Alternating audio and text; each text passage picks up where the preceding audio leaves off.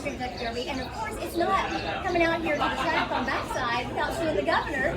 It's so nice of you to come out. It's great to be out here. Derby week is amazing. What a great week for the state to showcase us to the entire world. Now, how important is something like this, where it brings the spotlight into one of your cities to get more success for the state? Well, it brings in $440 million of economic impact, just the Derby season.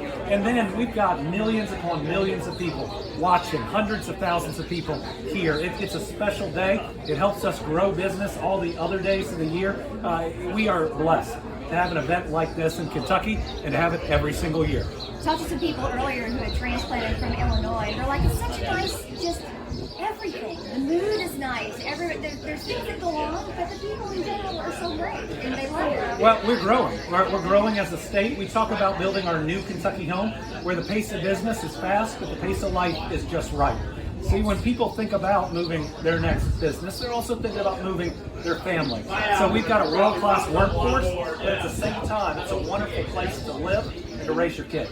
Now, we're not going to go down the presidential thing like we did last week. We've got a little time. We've got a little time for that. But how are you feeling with all the changes that are going on and how it affects Kentucky?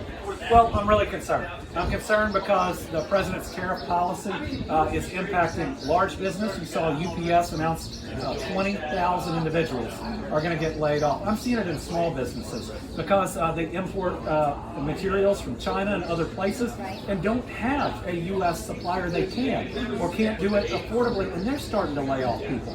And when small businesses do that, they're people they know. They're people they go to church with. It hurts.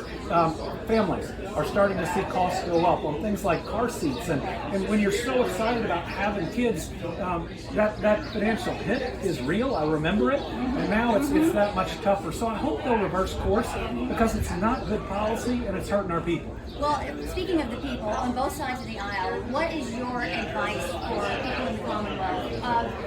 What to do next? Because sometimes you feel like this is all out of my hands.